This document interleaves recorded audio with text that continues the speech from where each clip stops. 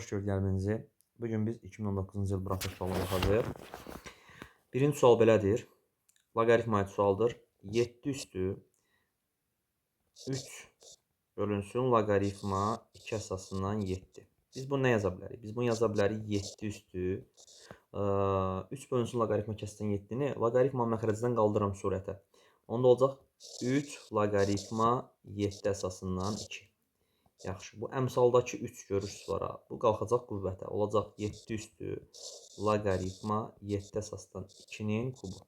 Buradan da loqaritma xassəsinə görə 7-lər gedir. Cavab qalır 8. Düzgün cavab olacaq B variantı.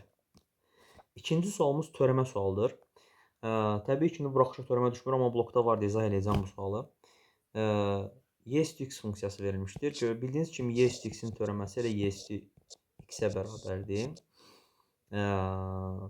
Deməli, burada 3y vurulsun x-in törəməsini də yaddan çıxartmayın. Burada 3y üstü x çıx 1-dir. Deməli, bunun törəməsi olacaq 3y üstü x çıx 1 üstə gəlinsin 5x üstü 4. Çünki x üstü n-in də törəməsi bərabərdir n x üstü n çıx 1. X-in yerə 1 qoyanda olacaq 3y üstü 0 üstə gəlsin 5. Yəni, düzgün cavab olacaq 8. B variantı. Üçüncü suala keçid alırıq. X üstə gəl 7 kiçik bərabərdir 12. X kiçik bərabərdir 5-dən. Neçə natural həlli var? Təbii ki, gördüyünüz kimi 5 natural həlli var. Düzgün cavab olacaq A variantı. Dördüncü sual vektorun modulu, yəni vektorun uzunluğunun tapılmasıdır. Biz bilirik ki, koordinatları 5, 12 olan vektorun uzunluğu modul A bərabərdir. Kök altında A kvadrat üstə gəlinsin. B kvadratı düsturlu hesablanır. Kök altında 169. Buradan bizə 13 çıxır. 5-ci suala keçid alaq. 5-ci suala deyir düzbucaqlı üçbucağın hipotenuza çəkmiş median 7/5-dir. Yaxşı. Düzbucaqlı üçbucağın hipotenuza çəkmiş medianı. Biz bilirik ki, düzbucaqlı üçbucaqda düz bucaq təpəsinə çəkmiş median hipotenuzun yarısıdır. Yəni, bura 7.5-dirsə, bura nədir? 15-dir. Düzdür. Katetlərdən biri 9-dur. Bura 9-dursa gənclər, bura 15-dirsə, bura nə qalır? Təbii ki, 12 qalır. Deməli, düzgün cavab olacaq. Bizdən sahəni istəyir. Sahə də bərabərdir katetlər hasilinin yarısı. Yəni, 9 vur 12 bölü 2. Bu deyəcək 54. Düzgün cavab olacaq A variantı. 6-cı suala keçid alırıq. Perimetr ABCD 22-dir. Perimetr BOC çıx AOB. Deməli, BOC çıxılsın AOB. Gördüyünüz kimi bu iki qonşu üçbucaqdır. Deməli, diaqonallar kəşf nöqtəsində paralelogramda yarıya bölünür. X buradır, gənclər. Y də buradır. Yaxşı, bura deməli, bu üçbucağın perimetri x plus y üstə gəl adı. Bu üçbucağın perimetri isə x plus y üstə gəl b olsun. Düzdür? Bizə deyir ki, BOC çıx AOB 3-dür. Deməli, bu B-nin yerinə mən nə yaza bilərəm? A üstə gəl 3 yaza bilərəm. Çünki perimetrləri 3 vaid fərqlənir. Bizə deyir ki, perimetr ABCD 22-dir. Yəni, 2 vurulsun. A üstə gəlinsin. A üzərinə gəlsin 3 bərabərdir 22-yə. 2A üzərinə gəlsin 3 bərabərdir 11-ə.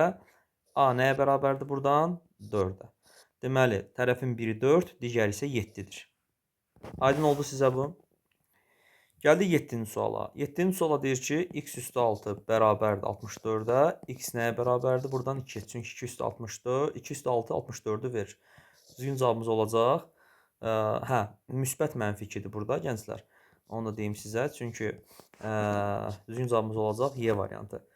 Çünki mənfi müsbət ədədin cüt dərəcədən qüvvəti müsbət ədədinə görə burada cavab müsbət mənfi 2 olacaqdır. 8-ci suala baxırıq. Uzunluğu 2 metr olan və müstəvini kəsən parçanın ucuları bu müstəvidən 1 metr və 0,2 metr məsafədə olarsa, onun müstəvi üzərindəki proyeksiyasını tapın. Baxın. Uzunluğu 2 metr olan parça verilib və müstəvini kəsib parça. Bu da var. Yaxşı. Parça müstəvini kəsib. Parçanın uzunluğu 2-dir. Müstəvidən 0,2 və 1 metr məsafədədir. Yaxşı. Bizə deyir ki, onun müstəvi üzərindəki proyeksiyasını tapın. Mən burada nə edirəm, gənclər? Diqqətli olun. Bunu bir balaca yuxarı qaldıraram. Baxın. Paralel köçürmə elədim. Burada 0,2 olacaq. Yəni burada düzbucaqlı düzbucağa əmələ gəldi. Fikir verin, bax. Bu düzbucaqlı düzbucağa baxın. Gördünüz? Bura 1,2-dir. Parçanın özünün uzunluğu nə qədərdir? 2 idi. Proyeksiya da budur. Görürsünüz də, bu hissə proyeksiyadır. Onda mən Pifaqor teoremi tətbiq eləsəm yaza bilərəm ki, proyeksiyanın uzunluğu bərabərdir. Kök altında 2-nin kvadratı çıx, 1,2-nin kvadratı. Bu necə kök altında 2 çıx 1,2, 0,8, 2 üstə gəl 1,2, 3,2. Deməli 2 vur 0,8, 1,6 çıxacaq buradan. Deməli cavabımız olacaq C variantı. 9-cu suala keçid alırıq. 9-cu sualda x çıxılsın 2y bərabərdir 1-ə. Aşağıda isə x kvadrat çıx, xy üstə gəlsin 4y kvadratı bərabər 10 ifadəsi verilibdir. Bizdən xy hasini soruşur. Yaxşı. Mən yuxarını kvadrata yüksəltsəm, bu hissəni kvadrata yüksəltsəm. Mənə verəcək x kvadratı çıx 4xy üstə gəl 4y kvadratı bərabərdir 1-ə. Aşağıdakında olduğu kimi yazıram. X kvadratı çıx xy üstə gəl 4y kvadratı bərabərdir 10-a. Yaxşı. Bunu yazdıq mı gənclər? Yazdıq. İndi mən alt-alta çıxmaq istəyirəm bunları. Mənfi 4xy-dən mənfi x çıxanda qalır mənfi 3xy bərabərdir mənfi 9-a. Xy nəyə bərabərdir buradan? Müsbət 3-ə. Düzgün cavab olacaq C variantı. 10-cu suala baxın. 10-cu sualda isə bizə verib ki, 2 üstü 7 vurulsun 2 üstü 2x çıx 1 bərabərdir 2 üstü 12. Niyə 2 üstü 12 gənclər? Çünki 8 2 üstü 3-dür. 8 üstü 4 yazıram. 2 üstü 3 üstü 4. Yəni bu da bizə verir 2 üstü 12-ni. İndi burada əsasları eyni olan, yəni A üstü M, A üstü N vuranda üstlər toplanır. Olur 2 üstü 2x plus 6 bərabərdir 2 üstü 12-yə. Buradan 2x dəyəl 6 12-dir. 2x bərabərdir 6-ya. X nəyə bərabərdir? 3-ə bərabərdir. Düzgün cavab olacaq A variantı. 11-ci suala keçid alaq. X 96 olanda x kub üstə gəl 1 üstə gəlsin, x kvadrat üstə gəl x bölünsün, x kvadrat üstə gəl 1 ifadəsinin qiymətini tapın deyir. Yuxarıdan x kubu ilə x-i bir qruplaşdırıram və x-i mötərizə xaricində çıxardıram. Qalır x vurulsun, x kvadrat üstə gəl 1, üzərinə gəlsin, yenə x kvadratı üstə gəl 1. Bölünsün, x kvadratı üstə gəl 1. Bu da bərabərdir. Yuxarıda surətdən x kvadrat üstə gəl 1-i mötərizə xaricinə çıxarsaq, nə qalır? X üstə gəl 1 qalır. Məxrəcdə də x kvadrat üstə gəl 1 var. X kvadrat üstə gəl 1-lər ixtisar gedir. Qalır x üstə gəl 1. 96-nın üstə 1 gəl neçə eləyəcək? 97. 12-ci suala baxın gənclər. Mənfi 2 tam %30 ədədi hansı 2 tam ədəd arasında yerləşir? Təbii ki, mənfi 3 ilə mənfi 2 arasında yerləşir. 13-cü suala baxırıq. Fx funksiyası və jx funksiyası verilmişdir. J f mənfi 2-ni soruşur. İlk öncə biz f mənfi 2-ni tapmalıyıq. F mənfi 2 tapmaq üçün x-in yerinə qoyacağıq, mənfi 2 qoyacağıq. Deməli, f mənfi 2 bərabərdir gənclər. 2 vur mənfi 2 üstə gəl 3. Bu eləyir mənfi 1. Daha sonra j bizdən mənfi 1 soruşur. Çünki f mənfi 2-ni tapdıq mənfi 1-dir. Deməli, biz indi j mənfi 1-i hesablamalıyıq. J mənfi 1 ilə bərabərdir arc kosinus mənfi 1. Biz bilirik ki, arc kosinus mənfi 1-in qiyməti pi-yə bərabərdir. Çünki kosinus 180 dərəcədə mənfi 1 alır. Ona görə düzgün cavab olacaq Y variantı. 14-cü suala baxırıq. Şəkildə verilmiş kvadrat neçə faiz rənglənib? Gördüyünüz kimi şəkildə 5-in 5-ə, yəni 25 dənə kvadrat verilmişdir. Neçəsi qaradır, yəni rənglənib? 1, 2, 3, 4, 5, 6, 7, 8, 9, 10, 11. Yəni 11, 25-in neçə faizidir? 11, 25-in 44 faizidir. Bizim cavabımız olacaq 44 faiz. 15-ci suala baxırıq. Kubun 3 üzü qırmızı, qalan üzləri göy rəngdədir. Göy üzlərin sayəsi 48 olarsa kubun həcmini tapın deyir. Biz bilirik ki, kubun 6 üzü vardır. 3'ü qırmızısa 3'ü göydür. 3 dənə göy üzün sayəsi 48 isə 1 üzün sayəsi 16-dır. Təbii ki, kubun üzləri kvadratdır. Deməli, A kvadratı 16-dır. A nəyə bərabərdir? 4-ə. Deməli, tili 4-dür. Kubun həcmi A kubudur. Deməli, həcmi olacaq 4-ün kubu, yəni 64. 16-cı suala keçid alırıq. Ədədi silsilədə A1 verilib, D verilib. İlk 10 ədədin cəmini soruşur. Əslində, n bərabərdir A1 üstəgəl AN bölü 2 vur n və yaxud da Sn bərabərdir 2 A1 üstəgəlsin n çıx 1 vur D bölü 2 vur n düsturundan istifadə edə bilərəm. İlk öncə A10-u tapmaq istəyirəm. A10 bərabərdir A1 üstəgəlinsin 9D-yə.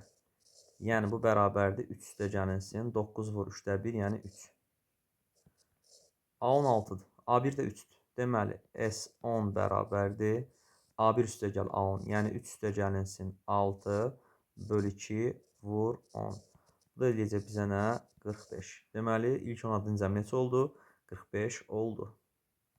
17-ci suala keçid alırıq. NA 10-dur, MB 8-dir, kəsişmə 7-dir, birləşməni tapın. Elirvenlə də göstərə bilərik, düsturla yaza bilərik. Kəsişməmiz deməli neçədir gənclər?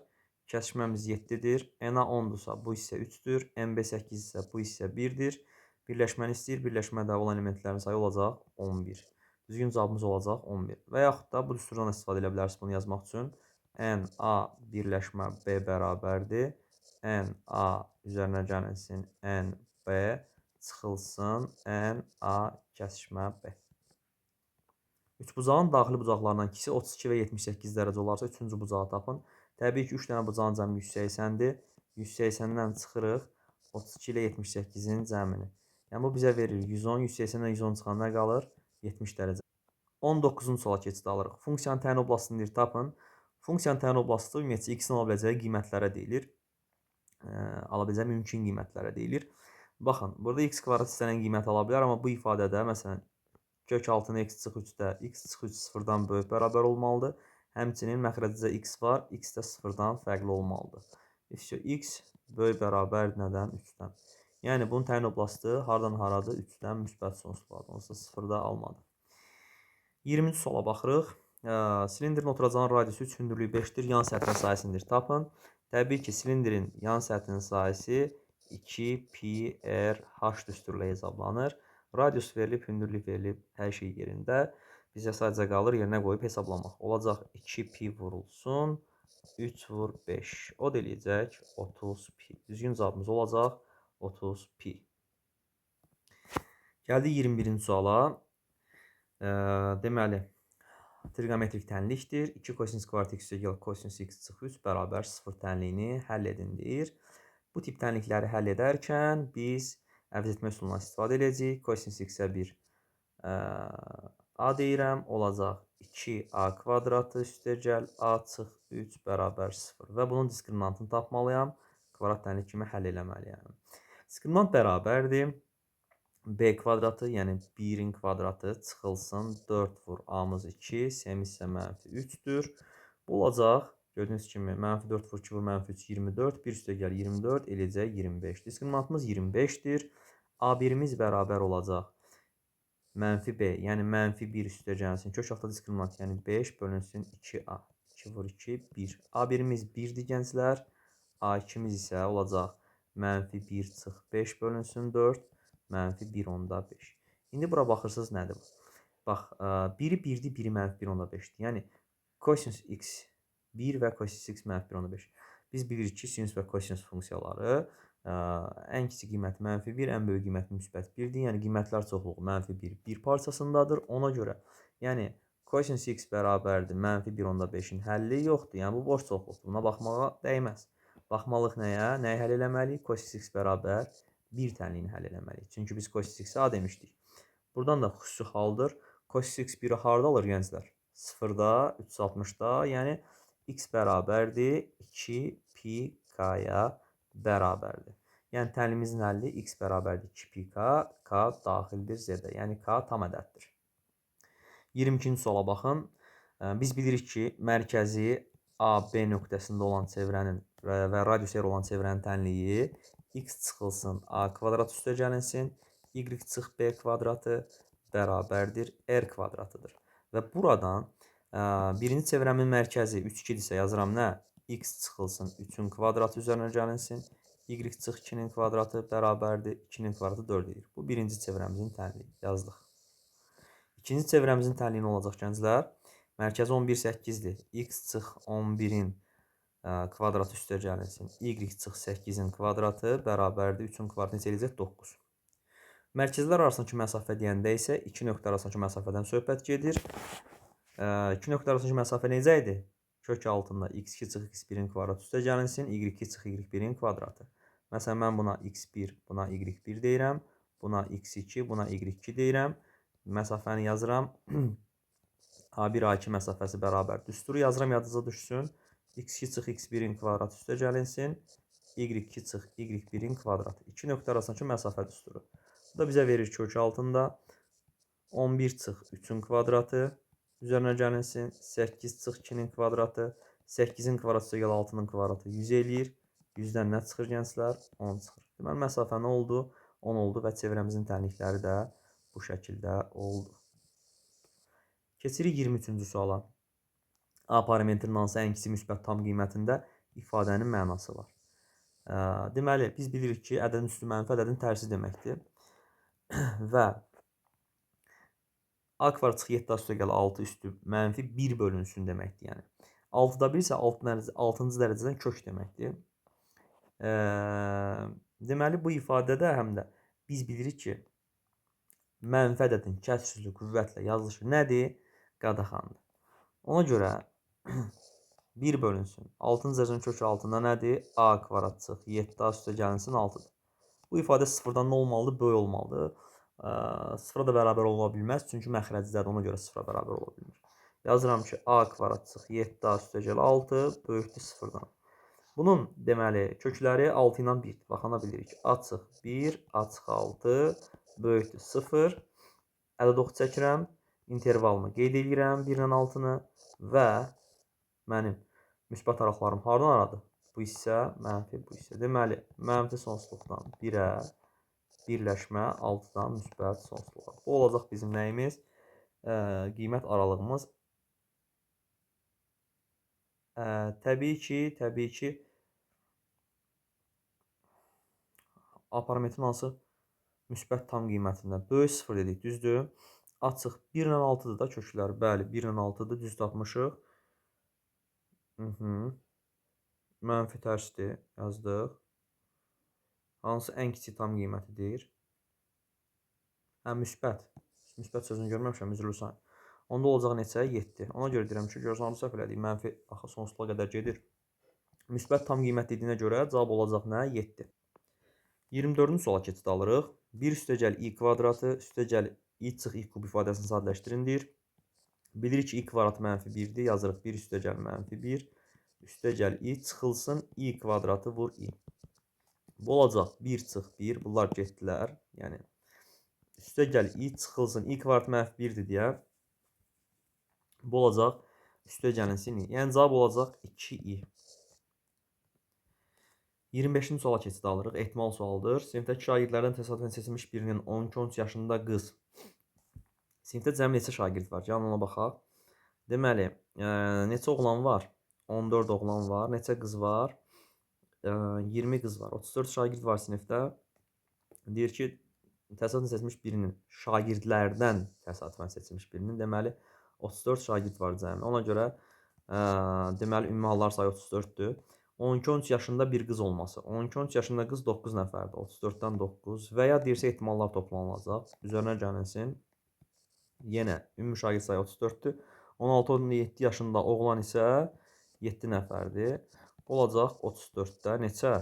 16. Yəni 2-yə ixtisar aparanda 8 bölünsün 17. Bizim ehtimalımız olacaq 17-də 8. Diqqətinizə görə çox sağ olun. Rəy və təkliflərinizi səhv bölməsinə yaza bilərsiniz.